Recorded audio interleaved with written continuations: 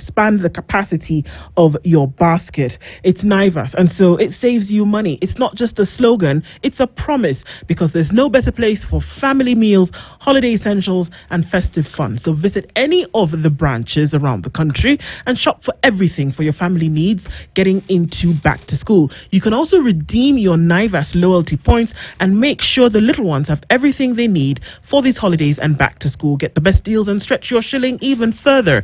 Celebrate the season and full baskets, happy families, and real savings. The home of deals is here to help you. Kijaze, Kikapu, Kibonge. And that is what we need you to remember. All right, as we get into, and we've been having conversations around elections and seeing certain things that are happening as concerns preparedness. And we will have that conversation this hour. Joining us in the hot seat is the National Coordinator of the Elections Observation Group, ELOG, and that's Mulay Musao. Mulay, good morning. Good morning to you, Undu. How are you doing? I'm fine. The last time we had a conversation with you was around, preparations towards the elections that brought in this current administration. So it's been a minute. It's been quite a minute, and so much has happened ever since. We since ended up not even having a commission at all. So I think now we are trying to set up one so I can be able to prepare ourselves for the next elections. Okay. Yeah. And of course, questions as to whether it's too soon or the road to 2027 is going to make a part of this conversation today when we talk about Are We Ready? But let's welcome you to the show first of all with a proverb. CT will tell you where it's from, and then you can share your interpretation of the same with us. Yes, our proverbs for the whole of this week are from the Republic of Mozambique. When you visit the cemetery, you cannot weep for everyone. When you visit the cemetery, you cannot weep for everyone. You weep for yourself. Only you understand what you have to weep about. Yes. That's my interpretation. Or if you're in a cemetery, you know the person you're going to weep. Yes. For. Exactly. Exactly. So, we're getting in, of course, the talk, you hear what politicians say, and we can't run away from it. You hear what the current president is saying and is up and about around the country. Many say it's visiting development projects, but look, it's electioneering and it's campaign season. It has already started, and we're now starting to look at the road towards 2027. Finally, commissioners, chairperson and the deputy are then having been seen through the nomination and then, the inquiry process in terms of whether they're fit to serve. And that we've seen, they said that by the end of April, we would have now an IEBC in place. Let's wait and see, because April ends next week. But then we're on the road to 2027, and we're asking the question, are we ready? But let's start with the question before that. Is it too soon to ask if we are ready? I think my first remark should be that I think Kenyans keep forgetting the fact that we have made it a tradition in this country to campaign forever.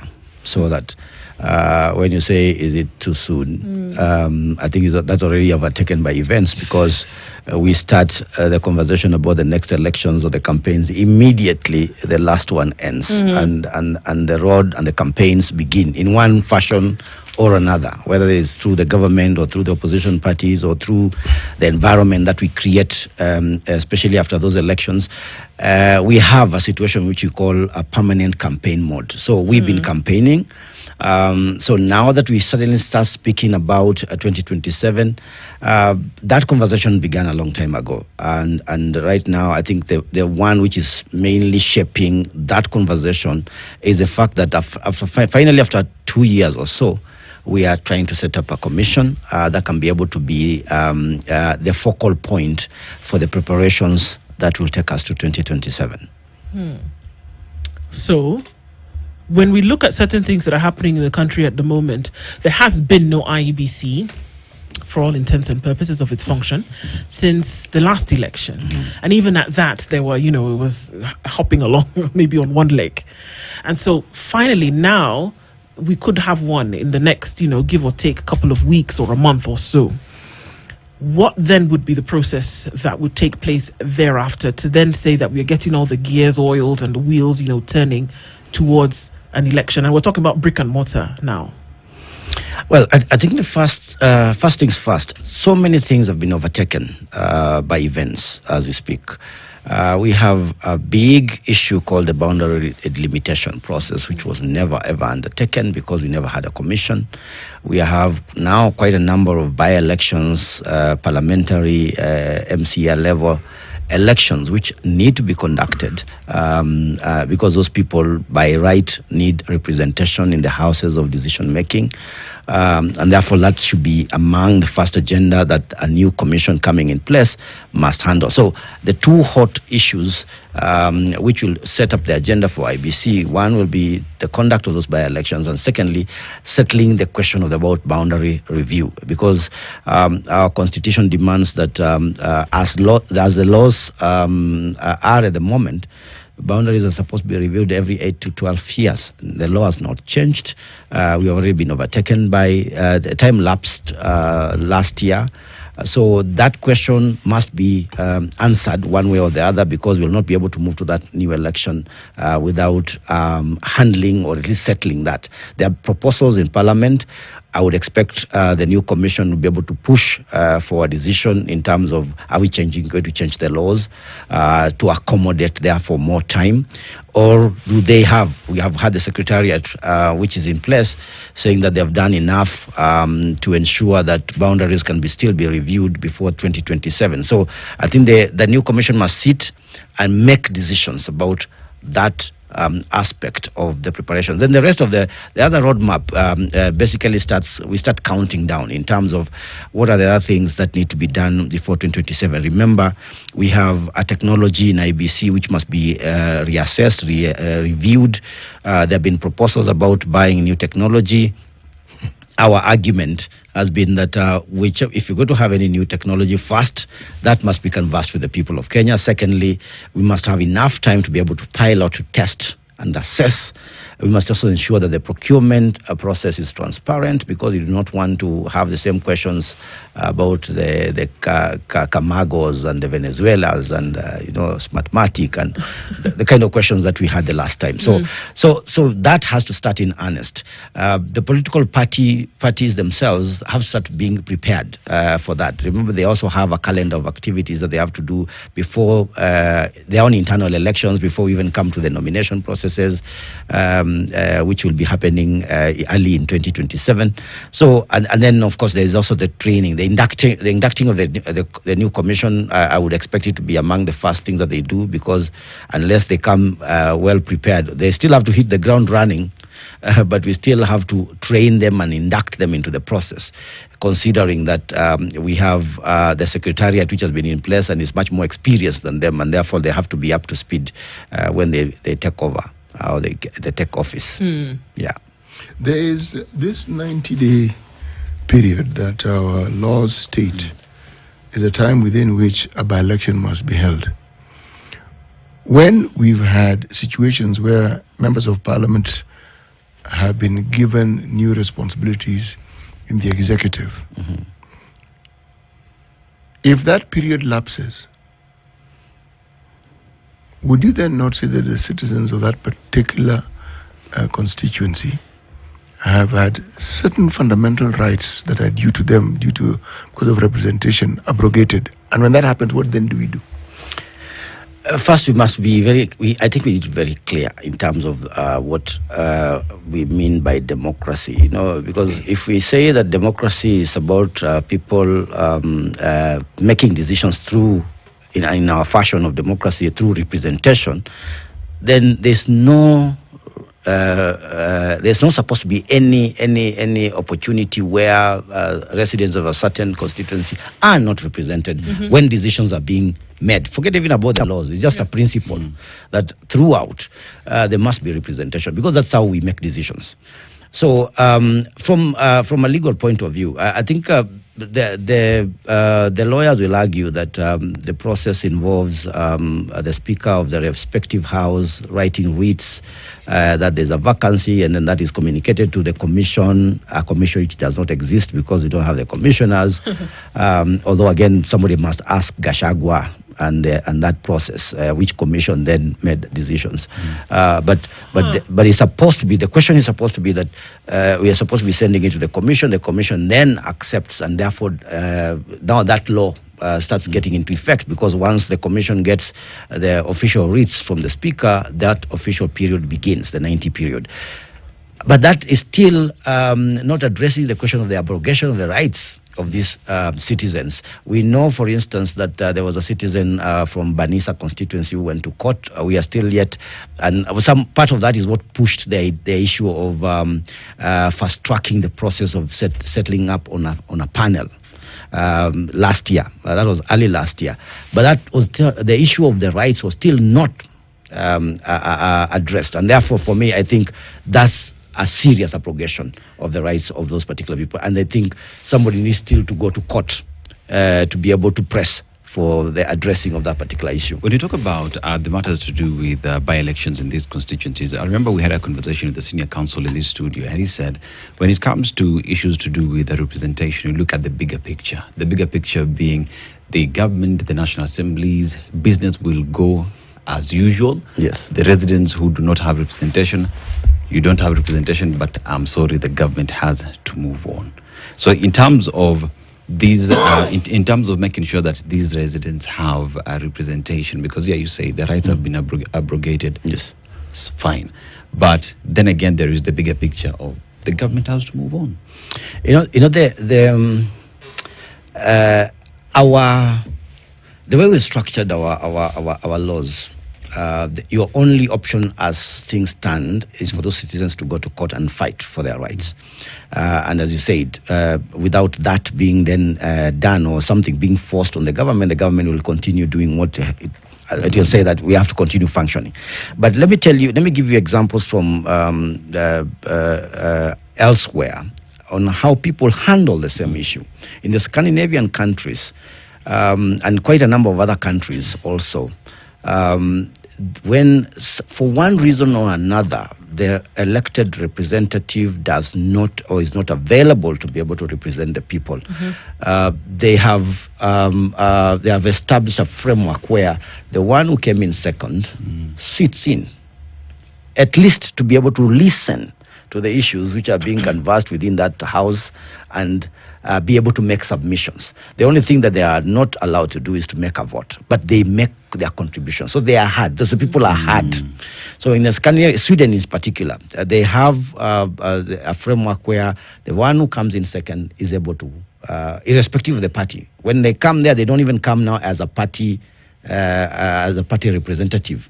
They come there to represent the people because they were part of an election where people made a decision about who was going to represent them. They came in second or they came in third, so even the second is not available, they're able to go to the third. So we can be able to assume such a practice within our in our countries, so that at no point, because it's already now very, very clear that we can even sabotage representation. All the shenanigans, in my view, which have happened so that we do not have a commission in place in time, have basically contributed to the fact that we have sabotaged the rights of citizens in a number of constituencies, in a number of ward assemblies.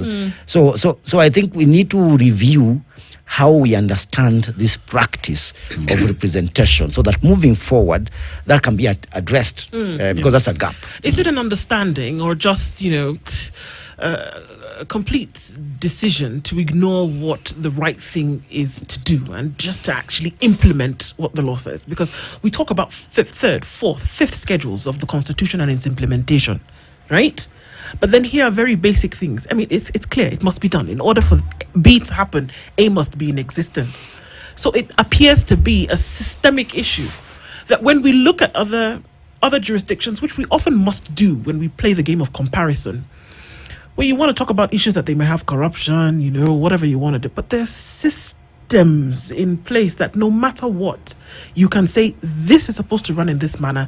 B cannot happen if A is not in place. Why does it seem so difficult to then get A in place? We took years to put together a constitution, promulgated it for the world to see, and then have decided along the line, okay, well, we're just not going to implement it because, who cares? So here we are saying that the Constitution says people should be represented at any one time, all the time. They have the right of representation. You don't have a body in place that is supposed to ensure that right, but then you choose not to put the body in place. For me, it's beyond just understanding, but just really getting down to it and doing it.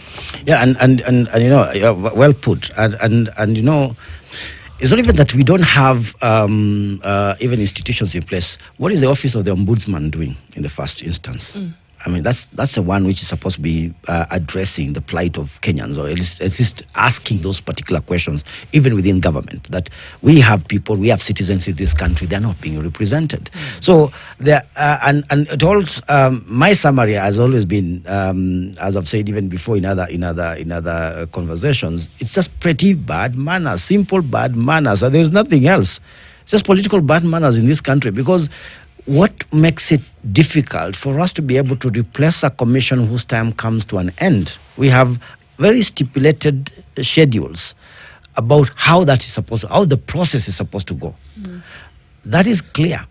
If there are any gaps, people can move fast to address any of the emerging gaps, and within reasonable time. And in fact, even in law, where there is no time, and the argument has been made over the years, I think from jurisprudence, that when you say within reasonable time, that basically means around 3 months or so that you never ever go beyond what you would consider reasonable time, even when there's no clear definition of the time of the period which is supposed to be taken to address a particular issue. So it's just because people have not submitted themselves to the practice of democracy. The people who are, I think the people who are in power right now, if you look at many of them, those people who are fighting that new constitution anyway. So that, I mean, if you look at the camps as they sat in the referendum, there are people who are on the other side, and therefore the implementation of that constitution is not going to be very easy for those people, or at least for the others who would want to see it implemented. You don't have the right people in place to be able to ensure that it is done efficiently and it is observed. Yet when we talk about even these by-elections that need to happen, we need a commission that is in place. But look at the exercise that is in place right now to put these the commissioners in office, and the politics that played around in setting up these, both camps giving suggestions on who is to sit in this panel. And one would argue they go there with a directive on what it is they want to do, which begs the question on the credibility and integrity of the commission that would come into place, because it is politics being played. You know, we argued when the first panel was set up, I think it was early last year, we argued that panel should have been let just to do its job. But no, we had to ask ourselves, are we included? Different people had to ask themselves whether they are included in that particular process. With a broad-based, say bread-based, but it could be. But with a broad-based government that we have in place, where are those people now? Are they not on the same side? When they were fighting and saying, we need to be included, so that politically you can be able to say no one political group was involved in the determining who was going to sit in the panel. Are they not now on one side when you think about it from a political point of view? So then who is now left out? Should there be somebody else now also arguing that we have been left out, we are not part of the process of forming the panel? So this was neither here nor there. And we were saying, let that panel just go sit. We are going to interrogate the process through which they are going to start vetting the candidates, or they're going to do the interviews. And we're also going to interrogate those who are going to be recommended for the positions of the commission. So that it does not really matter now who really sits in that panel, because it's just basically optics. But those optics keep changing. We have such a fluid environment in terms of our politics that you cannot be very sure that this is the camp which is going to be on this side by the time a year turns. So I think for me, the question about the interests which have been created in do not make sense. What we need to do is just to say, let's have a panel. Like now we do have a panel. Let that panel try to go through the process in a manner that makes sure that the process is credible. We have already asked questions about, for instance, the 6 names which were added. That was a big issue. It is a big issue. Yeah. You can't just release to the members of public 116 names and then suddenly they become more.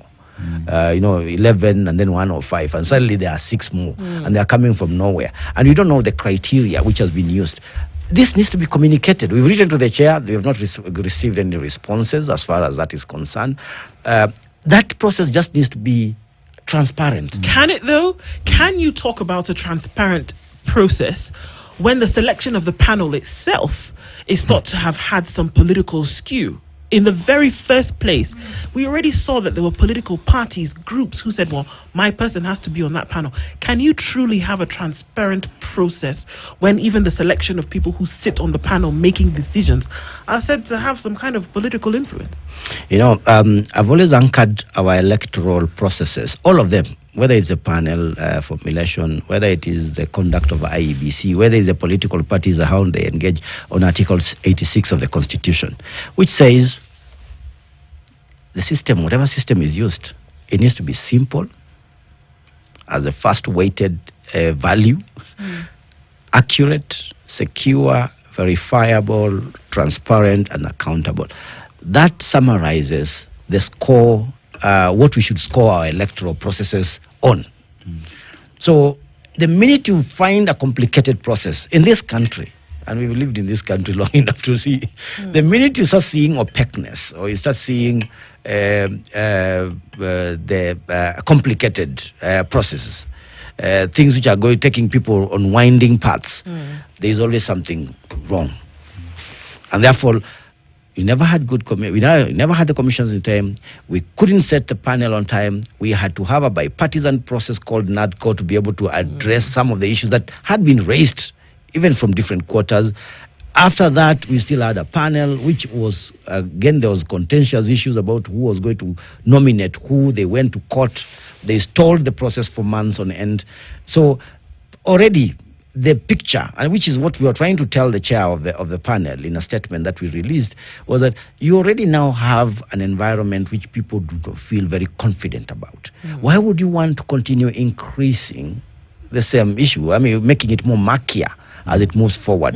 And yet, over time, most of us, the people who the commentators on our Kenyan elections, have argued that trust is the number one issue that needed to be, restored in terms of our electoral process. And how do you do that? You engage them. It's supposed to be a people process. This is supposed to be a very difficult process. The examples which people can use in terms of how we conduct elections. If you go to a village when people are playing football, those days when you were young, and would go to a field and we'd say, who do you want to run this? Who do you feel should be the referee for the match? We would agree on somebody. And a lot of the times it would be somebody we both teams feel we are very confident on that person. We've done those simple decisions at the village level. We come to the national level. The big question becomes, do we trust this person that we have elected, or do we trust this person who has been given the responsibility to be able to run our elections? And that is always the problem. So I think it's something, the political bandman, and that's why I got back to the elite politics is what changes everything, because it's basically a kind of a conspiracy against the people. If the elections are supposed to be people-driven, let them just be people-driven. Make it transparent, make it open, explain everything along the way, and then over time, as we saw with the Isaac Hassan, the interim commission, when Isaac Hassan was there, when they started transmitting election results on those screens in different polling stations, people started saying, wow, this can be a very easy process, and this can be actually a very transparent process. Isaac Hassan was given a lot of praise for that particular process where they did it. But later on, of course, things change when, again, we start seeing, clandestine activities in a process which is supposed to be people-driven. It's supposed to be people-driven, and getting us to a people-driven process seems to be taking some time. I'd like us to take a break and then come back and look at how do you actually move these processes to where people are the center and actually the drivers of those processes. At 28 minutes to 10 o'clock, Mule Musau is the national coordinator of the Elections Observation Group, and we're having a conversation about 2027, the road to 2027. Are we ready, and how do we get there? We'll be back.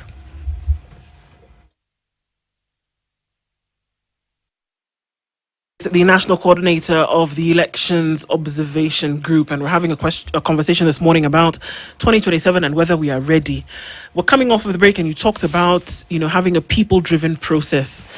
But it seems, and that all has to do with democracy. When we talk about it, it's all one of the tenets of democracy.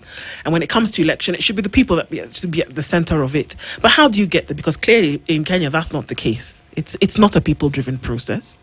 It seems that the elections are in the hands and for the control of a few.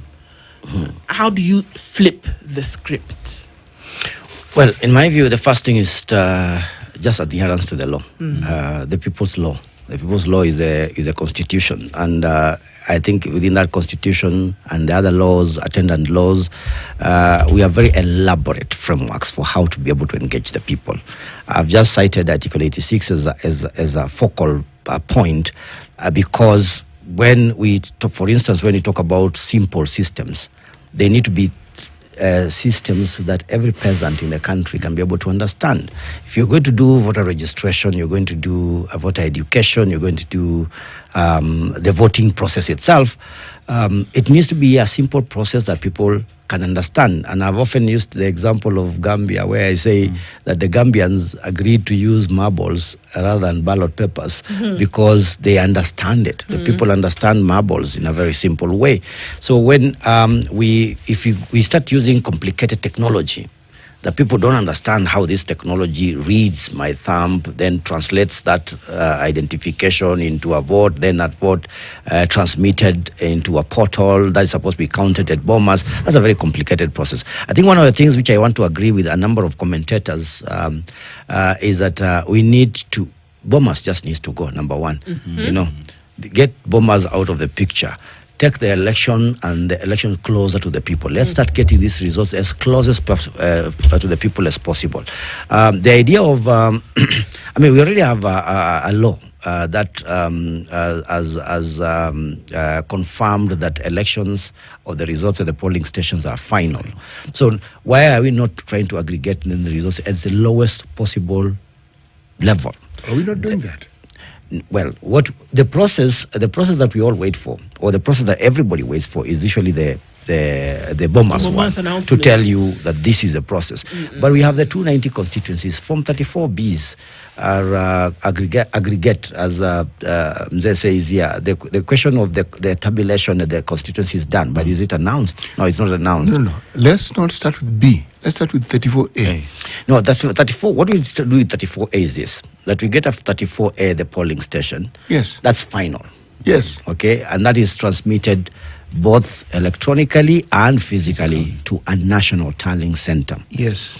So, and then we have the 34B being which is derived, the aggregation of the 34As in the constituency. Yeah. Now the issue that I'm trying to raise in terms of, it's not even, it's the mystique of Bomas.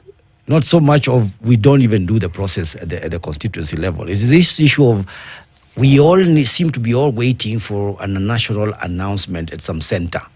And therefore there's a lot of, mystery around how, as if it is not a very clear. That's the practice, Yes. but is it in tandem with the law? Well, as far as the last elections is concerned, IEBC followed the law in terms of ensuring that the election results go to the National Tallying Center. What I was trying to say, there is a National Tallying Center in terms of the establishment of different polling stations within our laws and within our statutes. I was proposing that rather than have that, can we lower this story? Can we move to the constituency level and say, let's get the aggregations. Once we get the aggregations and this constituency voted this way, all the results are available, then the tabulation process is something which can be even done in a boardroom for IEBC. But when you think about it. I don't know. The way I see it, if it is so clearly stated that the election at the polling station is final, okay? What then stops these politicians who keep taking us to the Supreme Court and all these things and the drama that goes along with it? What stops them from having sufficient agents? What stops us, the media, for ensuring we have sufficient legs and feet and eyes in the polling station so that as this thing moves along, by the time it is declared that all polling stations have finished the elections, you have an idea of who it is. I mean, let's even go further in the sense that let's open it up and devolve it even further, such that once it's announced, the media is allowed to call it the same way it happens in the US. But is it a preserve for the chairman? No, it is not. Let me tell you why it's not. And you know, City is very clear that technically all that is possible. Yes. Our data first shows that no political party can ever or has ever had the muscle to be able to deploy 100%. That is, I'm just saying. Just wait a minute. I'm just talking about now from data point of view. And I also know that the question about media is that the media can also be able to cover for this. In terms of the practice itself, City, that what you're saying is totally achievable. Has it ever been achieved or attempted? Remember, even in the last election, when Azimio and even the other side, Kenya Kwanza, they all stated to the members of the public that we are going to make sure that in all the polling stations, 46,229 of them, we're going to have agents. They never had. We have data to show that they never had that. That's number one. Media tried also to try to ensure that they have data from every polling station. And remember, there is also the fact that this Form 34 is Chebukati and team did us some good in terms of they also send those forms on the portal, but the forms are also fixed at the doors of every polling station, so they're accessible. From a practical point of view, it is accessible. The Form 34A, which has been declared at the polling station, is accessible to everybody.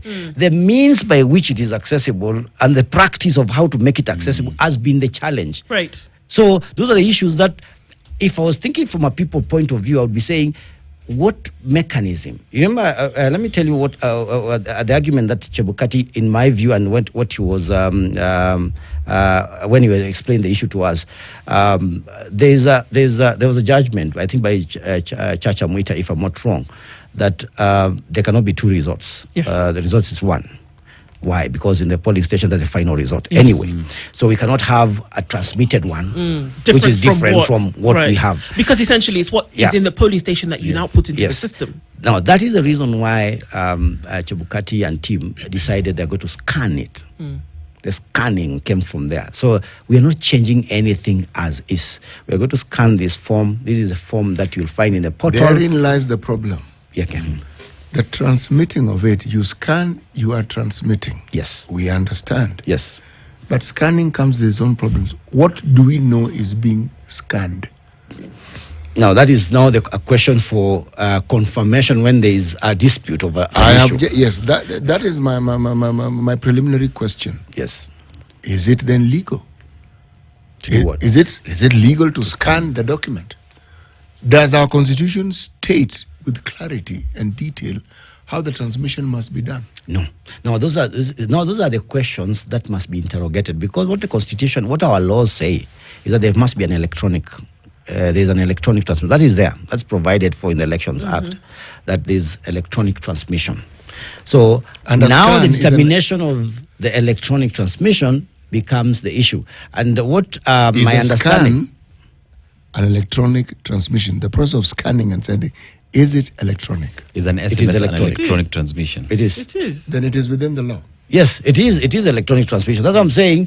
You see, remember if you go back to the Supreme Court and the decisions and some of the arguments which are there, where there was an argument that do we know whether these forms are being trapped in the air, they're being downloaded? Remember those kind of stories. Yeah. those issues were coming up because there are people who are trying to poke holes on every of those processes.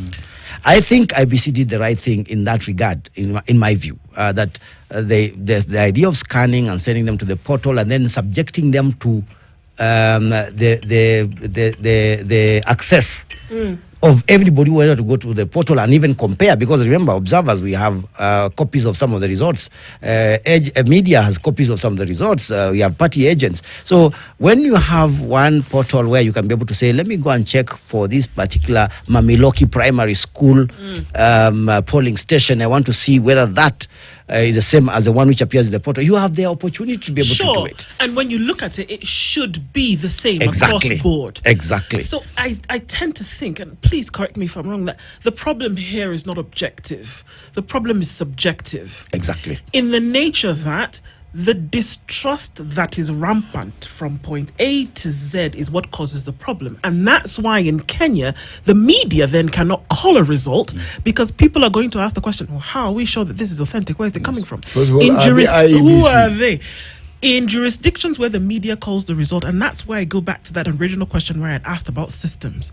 When the media in the US, for example, is calling the result of an election, people are clear that, this has been collected. Even if you go back and check, it's going to be the same across board because the system from the beginning has been set up to ensure that there is no hanky-panky in the year. But Exactly. do you know where So we sort that's out? why you can call it. CNN can call it, Fox News can call it, CBS can call it. Access. Yeah, KTN try and call it, and people ask you, who told you? True. We have to wait. But you until know the- where again the waters get muddier?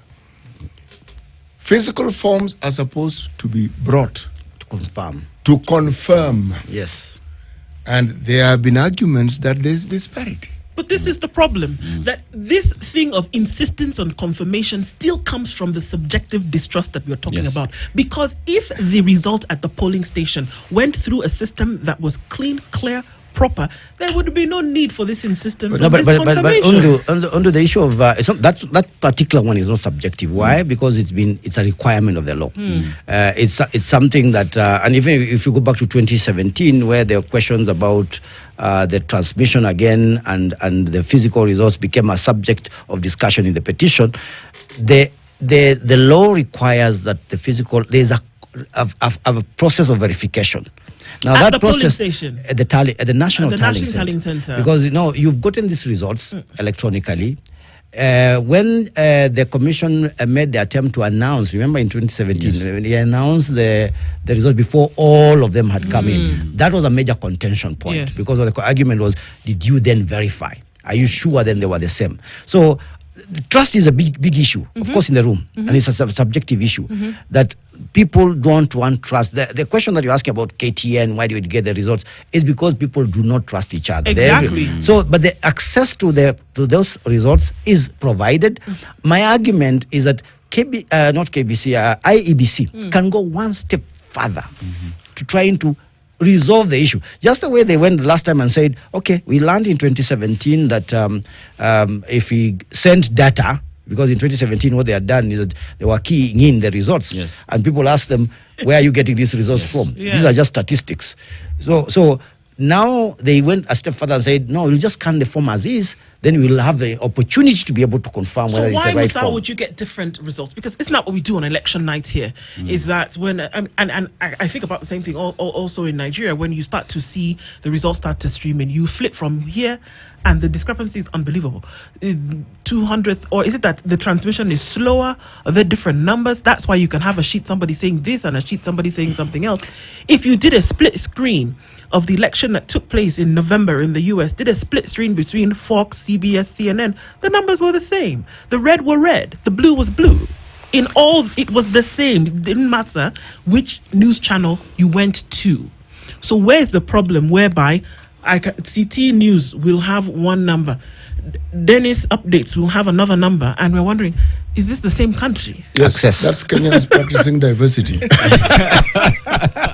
But basically, it's access. You know the Nigerian elections. I studied that electronic process because I was trying to compare it to the Kenyan one. The major problem with that was that they just decided to stop the The process thing completely. Yes. They said we're not even doing They anything took an again. electronic system to the Nigerian election. Yes, Proper. a proper one. How did that fare? We got Tinubu.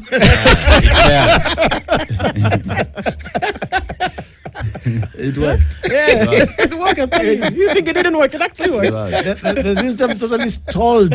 A very heavy investment, one of the most expensive also, but it's stalled.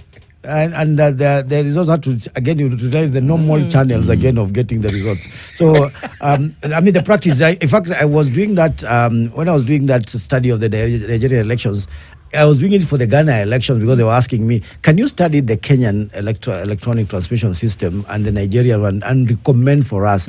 My recommendation was, please don't use technology At all. for Use the the transmission. Gambia way. Use Yes, marbles. I told you guys you've been doing your elections the way you've been doing them.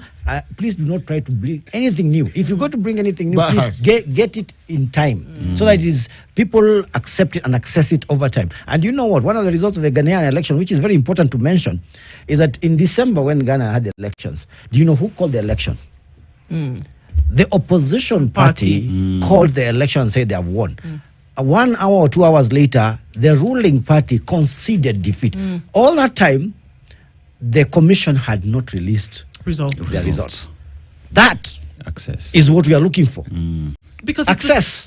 Access and to these trust in a results. system which has been set up to follow, number one, the rule of law, and then also to meet expectation when it comes to a procedure that must run seamlessly. Yes, exactly. And let me give you an example which I saw, just one example from the Ghanaian election, which would tell you what a people-led process would look like. In the polling stations, the register of voters, the party agents have it. Each of them has a copy of the registered voters in a polling stations, so that when city comes in, we are all able to confirm They're there. that this is a voter here. Okay. And sometimes they can even overrule the presiding officer who imagines that maybe because they have pictures on the ballot, that this doesn't really look like city. Those guys would confirm because they're coming from the area. They no, we know this Mzee. We know this Mzee. He votes here. He has always been voting here, and they accept that decision. That is a level of getting the people involved in the process that they start trusting the process. Here we are at a time where we are working to have an IEBC in place. We had a conversation here with the former IEBC CEO, James Oswago, who said at any given time we need 2 years for that commission to be in place to understand the system. But here we're talking about a new commission that is coming into place. There are matters to do with procurement, training, technology that needs to be either buy a new one or to audit the same, and making sure that the citizenry as well interact with this system to understand and get to trust the system. How many years to the election? 2 years? Yes. Do we have that time? As I said when we started the program, I think we're already too late.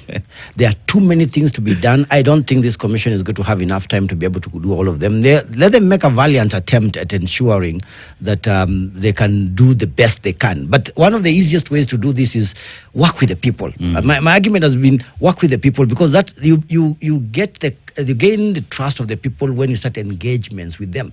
There's a question I used to ask the previous commission.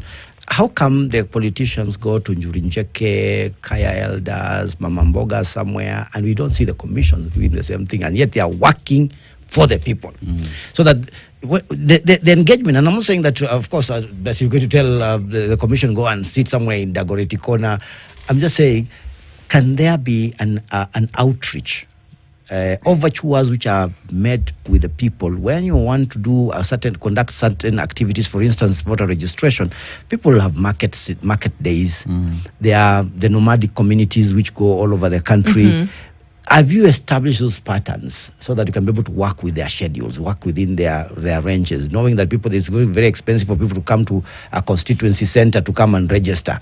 Do you make overtures for this? Of course, there are budgetary considerations, but there should be a commitment to ensuring that we approach and we get closer to the people in every of the activities that we are engaging in. That way, you will get the people first to start trusting you in the process.